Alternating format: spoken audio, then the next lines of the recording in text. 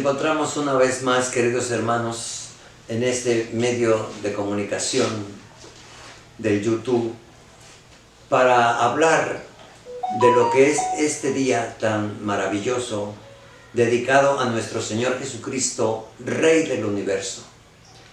Una fiesta que tiene sus orígenes muy, diríamos, contemporáneamente, pero que nos hace referencia a todo lo anunciado por los profetas, nos hace referencia a la hora de la cruz, nos hace referencia a la resurrección de Cristo y nos hace referencia incluso al final de los tiempos.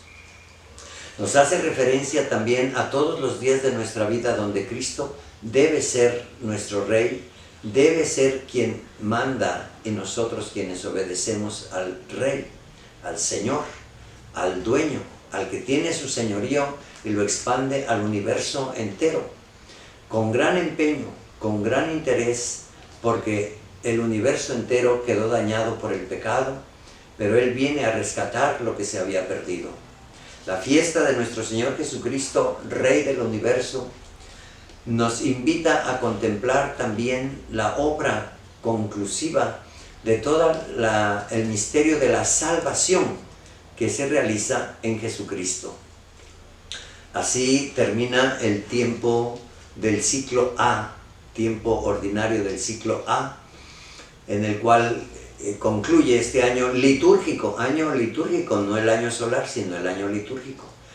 Y de inmediato, para el próximo domingo, entraremos de lleno a lo que es un año nuevo, llamado también el ciclo B, de la liturgia de la Iglesia.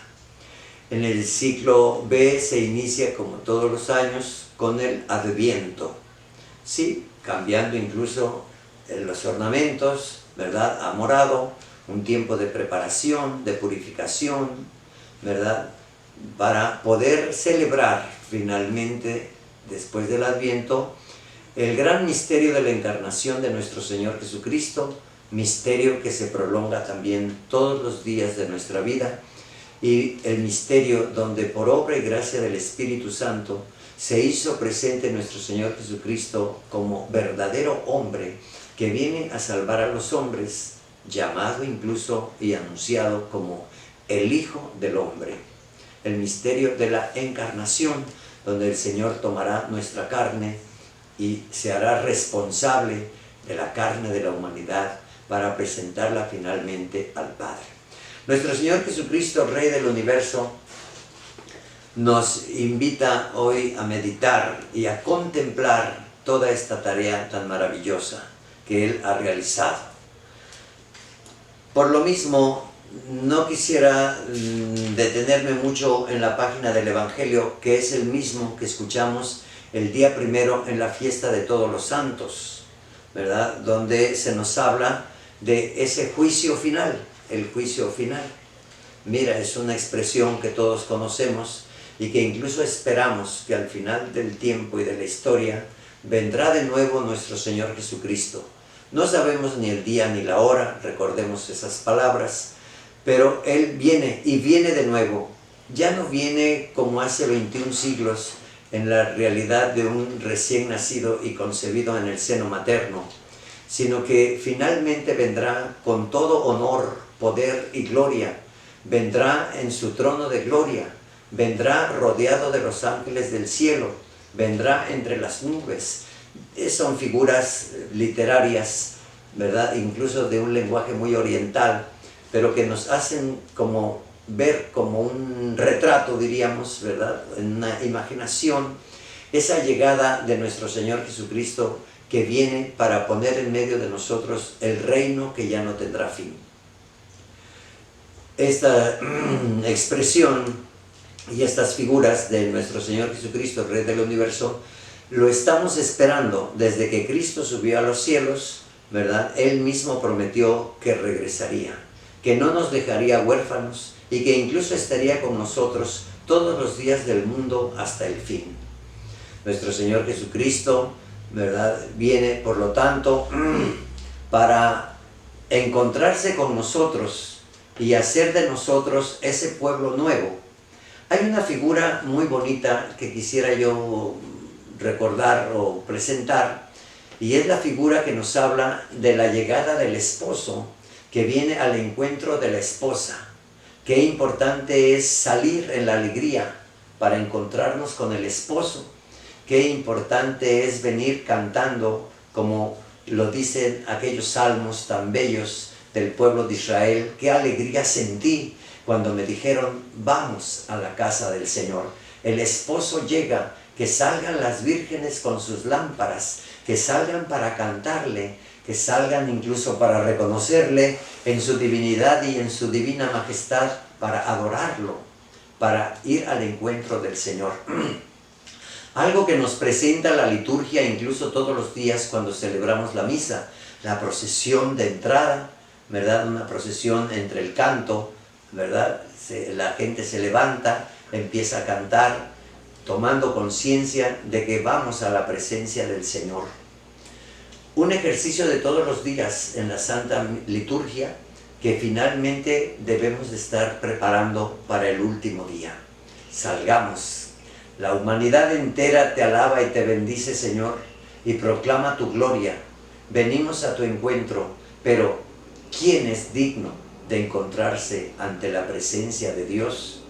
Si el pecado nos acusa, si nadie en la inmundicia puede acercarse a ti, Señor, entonces lo primero es adorarlo, postrarnos. Se besa el altar en la liturgia de la misa y al mismo tiempo se suplica y se pide el perdón. Señor, ¿verdad? Yo soy el pecador. Le pido a mis hermanos incluso que oren por mí, porque he pecado de pensamiento, palabra, obra y omisión. Reconozco que soy culpable de mis faltas. No puedo esconderme. Tenemos que vivir en la honestidad. Soy responsable del mal que he hecho y de mis faltas ante la ley del Señor. Hemos violado, por así decir, las leyes y los mandamientos en cada uno de nuestros pecados, y por lo mismo, tomando esa conciencia, nos acercamos. Pero al final de los tiempos se supone, y debemos de entenderlo, que nuestro Señor Jesucristo ha hecho toda una obra de salvación tan hermosa, que Él mismo lava, baña y purifica a la novia para presentársela incluso al final de los tiempos, para celebrar las bodas del Cordero. Del Cordero virginal, del Cordero inmaculado y santo, de Cristo, el Cordero de Dios, el que quita el pecado del mundo. Se habrá realizado esa obra a la que Él vino, y nosotros seremos presentados como iglesia, sí, pero como la esposa pura, inmaculada y santa, que el mismo Cordero ha preparado para bañarla, para vestirla, para enjollarla, para presentársela, ¿verdad?, en las bodas finales y en la eternidad. Son todos estos lenguajes orientales, sí, que traducidos a nuestra mentalidad occidental, debemos de retomar y de analizar o de profundizar, de tomar conciencia, prepararnos día con día, porque todas las naciones y todas las gentes de todos los tiempos, de todos los siglos, debemos de ir encaminándonos a la gran resurrección. Cuando venga el Señor vestido de gloria, ¿verdad?, nos convocará a vivos y muertos a su presencia. Seremos convocados y entonces empezará el juicio. Nos dice el libro del Apocalipsis que el único que se encontró digno de abrir el libro de la vida, de romper los sellos que lo mantienen, es el Cordero que fue degollado. Cristo nuestro Señor, muerto y resucitado, es el que va a iniciar el juicio. Viene como el justo juez, y ahí hay una palabra importante: confiar en su misericordia y en su justicia. Y cuando decimos justicia, no nos referimos solamente a darle a cada quien lo que le corresponde o lo que merece. No, es el Señor que nos justifica delante del Padre. Es el Señor el que aboga siempre por nosotros. Hasta la fecha, sentado a la derecha del Padre, sigue presentando su sacrificio. Padre, mi sacrificio, ¿verdad?, por la salvación del mundo. Así, queridos hermanos, ir al encuentro del Señor debe de ser para nosotros el motivo de nuestra esperanza. Si hoy, al celebrar a nuestro Señor Jesucristo, Rey del Universo, debemos de decir algo importante, es que mientras vivimos en la fe y realizando todo lo ordenado por el Señor para poder entrar a su presencia, pues es motivo de esperanza.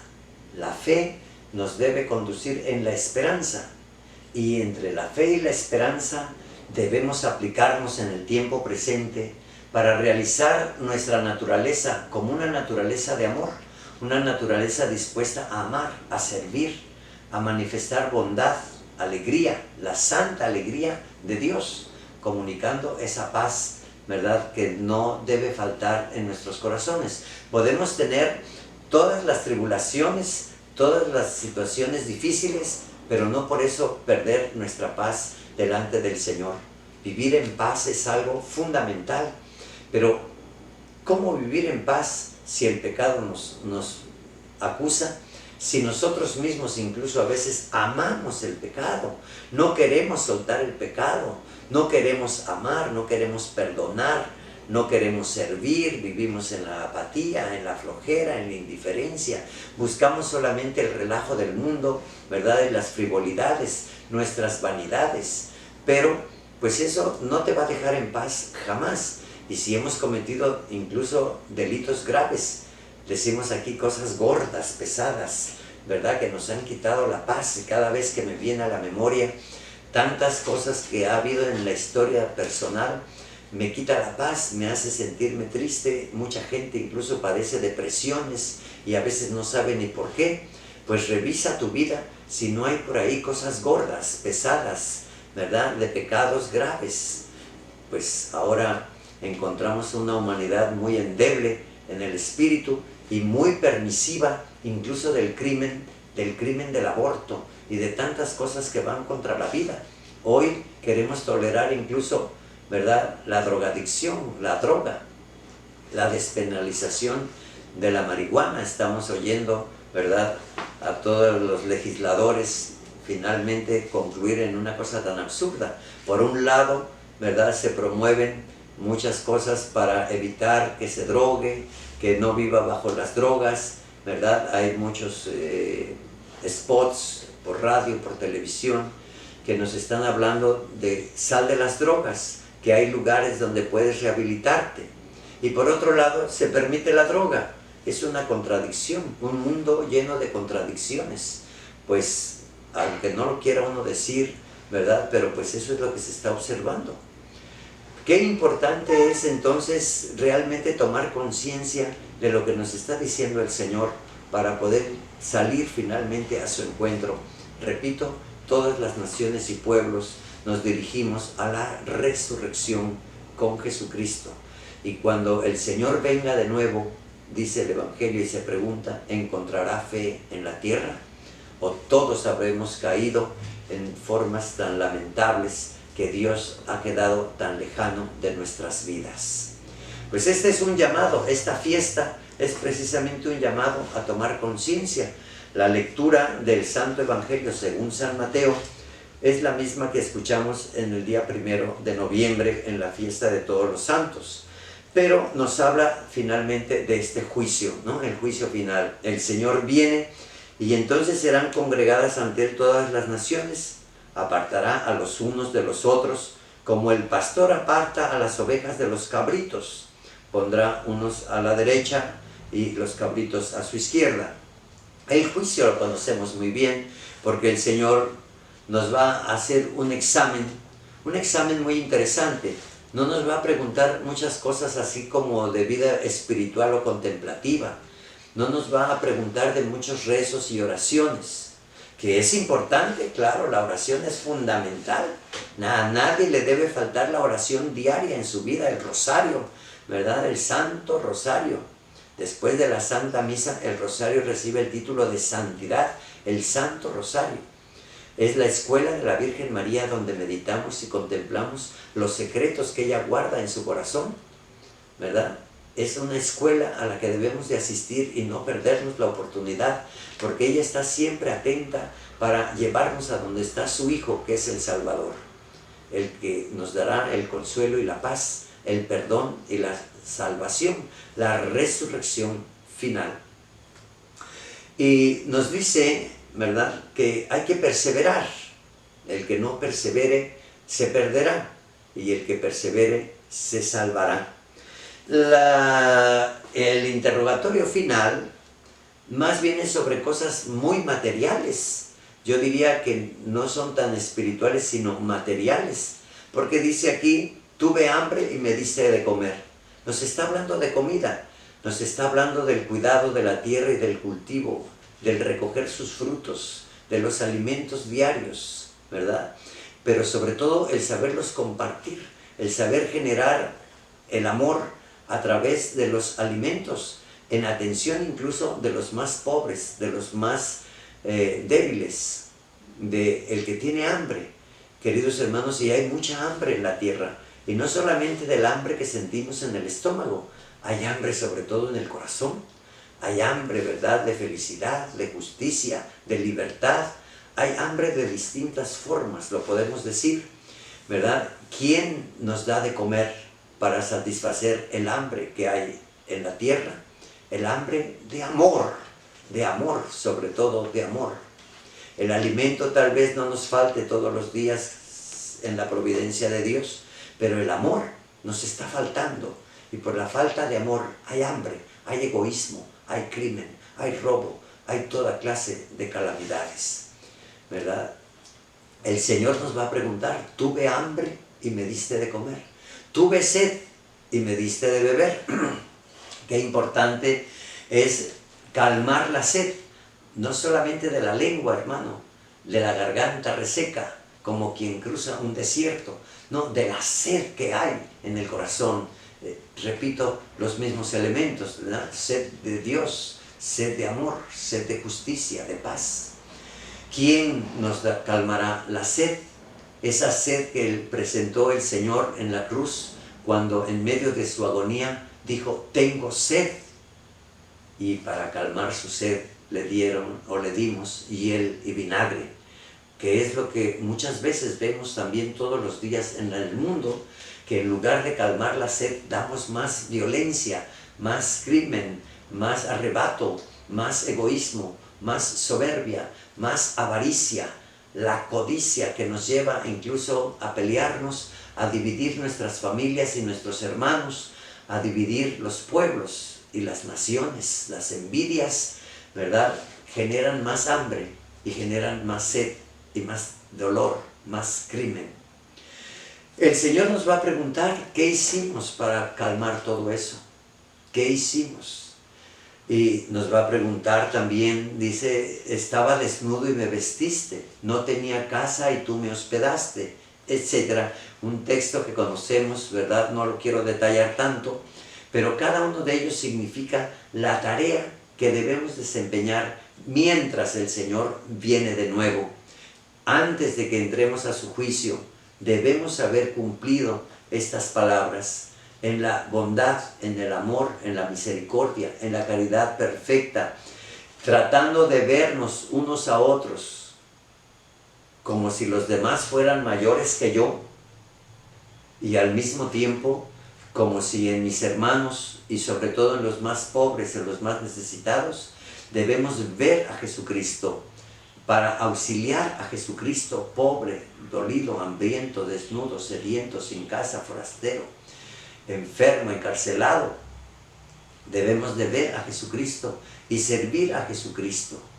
Qué importante es ahí crecer en la vida de oración, en la vida contemplativa, en la vida de la fe, para poder entender con inteligencia activa, hermanos, ver a Jesús, condolernos de ese Jesús que muchas veces no queremos ver ni recibir, porque el andrajoso nos da asco, porque el andrajoso nos da miedo, porque el vicioso nos aterroriza, porque el delincuente nos quita la paz y nos deja en una inseguridad tremenda. No queremos ver ese Jesucristo feo, ese Jesucristo deformado, como tan deformado quedó su rostro antes de que subiera al madero de la cruz, entre bofetadas, escupitajos y desvelo de toda la noche, desangrándose con una corona de espinas. Es dolor, son espinas que han deformado el rostro de Cristo, pero Cristo está en nuestros hermanos menores. Y el Señor vendrá a preguntarnos, y muchos se sorprenderán, los de la derecha como los de la izquierda: Señor, es que cuando te vimos hambriento, desnudo, sediento, forastero, ¿verdad? Hospitalizado o enfermo o prisionero. Y el Señor responderá: cuando a uno de mis hermanos, oiga bien el posesivo, mis hermanos, están en el corazón de Jesús. Cuando a uno de ellos se lo diste, a mí me lo diste. Y como se lo diste, entra, bendito de mi Padre, a tomar posesión del reino preparado por Dios para ustedes y sus ángeles. Qué hermosa bienvenida nos dará nuestro Señor Jesucristo mientras salimos a su encuentro, como la esposa que va en busca del esposo, como el encuentro del esposo que viene en busca de su esposa. Así también nosotros saldremos al final y el Señor nos pedirá esas cuentas. Lo que con uno de ellos hiciste, conmigo lo hiciste. Pero igual dirá a los de la izquierda: cuando a uno de ellos se los negaste, porque también le preguntarán: Señor, es que si te hubiésemos visto hambriento, desnudo, sediento, te lo hubiésemos dado. Quiere decir que pasaste tu vida ciego, ignorante, ignorando la palabra del Señor. Te costaba trabajo, tal vez te costaba amargura desprenderte un poco de tus cosas o de tu vida o de tu tiempo, desprenderte, ¿verdad?, de un tiempo dedicado para el Señor. Si no lo hacemos, queridos hermanos, definitivamente estaremos perdidos. No se gana el cielo nada más así porque sí. ¿En qué fincas o fundamentas el que tú vas a ir al cielo? ¿Que vamos a ir al cielo? ¿Nada más porque Diosito, Diosito, yo te quiero? ¿O porque voy a misa y prendo una lámpara? ¿O porque rezo mucho? No. Sí, todo eso es el camino de la fe, pero sin las obras no tendremos el premio final. Como a uno de ellos no se lo diste, a mí tampoco me lo diste. Por eso, retírate de mí, maldito de mi Padre. Queridos hermanos, son palabras tan fuertes que incluso para nosotros los sacerdotes a veces da trabajo decirlas al pueblo o hacerles tomar conciencia, pero no podemos predicar las partes bonitas y las sentencias las olvidamos, porque eso sería mutilar la palabra de Dios. Retírate de mí, maldito de mi Padre, porque tuve hambre y sed y no me diste de comer ni de beber, ni me vestiste, ni me visitaste, ni me curaste. Te desentendiste, viviste para ti en tu soberbia, en tu egoísmo, en tu vida egoísta y encerrado en ti mismo, en los placeres del mundo o de la carne. No te conozco. Queridos hermanos, el pecado de tal manera es como una podredumbre de lepra, por eso se llama peca, de la peca que le salía a los leprosos. El pecado, la peca del alma, donde hay lepra en el alma. Y una lepra destruye, pudre, aguzana, corrompe y nos mata finalmente. Y por lo mismo dirá: eres una porquería asquerosa, lárgate de mi presencia, irás al infierno, no puedes estar en el cielo. Queridos hermanos, tomemos conciencia, ¿verdad? Yo lo digo con estas palabras quizás un tanto grotescas, ¿verdad? Pero esa es la realidad, eso es lo que nos está diciendo el Evangelio. Y no podemos mutilar ninguna de sus partes. Preparémonos, porque todos debemos encauzarnos a ser justificados por Cristo muerto y resucitado ante el Padre. Que en la fuerza del Espíritu Santo, que es el amor que procede del Padre y del Hijo, podamos vivir en las obras de la misericordia, y que el último día o el día de nuestra muerte no nos agarre por sorpresa, sino siempre preparados. Ahí el anuncio del profeta Ezequiel desde el Antiguo Testamento, o San Pablo en su carta a los Corintios, que es la segunda lectura de este domingo, son palabras hermosísimas. Cristo resucitado, Cristo resucitó como la primicia de todos los muertos. Es el primero en resucitar, es Él, pero el primero no abarca a todos, sino detrás de Él vamos nosotros. Y si Cristo resucitó, nosotros también resucitaremos con Él. ¿Resucitaremos a la vida eterna o para la muerte eterna? Eso depende de cada uno. Eso depende de la responsabilidad. Repito, tal vez aquella expresión, ¿verdad?, que nos decía el padre Jorge Loring, ¿verdad?, sacerdote jesuita, que la repitió muchas veces, pero que son palabras que ya eran conocidas. Dice, Dios lo hace casi todo por nosotros, y nosotros hacemos un casi nada. Pero si nosotros no hacemos ese casi nada, tampoco Dios hará el casi todo. Queridos hermanos, no desperdiciemos la oportunidad. Encomendémonos pues a la Santísima Virgen María, vayamos a la escuela de la Virgen María, para que ella nos lleve a contemplar finalmente a Cristo resucitado, que viene como el Señor de la gloria, en medio de las nubes del cielo, rodeado de sus ángeles, y que viene para poner su reino en medio de nosotros, el reino que ya no tendrá fin. Los últimos dogmas de nuestro credo, decimos el credo o profesión de fe en la iglesia, que por lo menos cada 8 días repetimos nuestra profesión de fe. Creo en Dios Padre Todopoderoso, pero las últimas partes, creo en la resurrección de los muertos y creo en la vida eterna. Vivamos y preparémonos para la vida eterna. Que el Señor les bendiga en el nombre del Padre, del Hijo y del Espíritu Santo. Amén.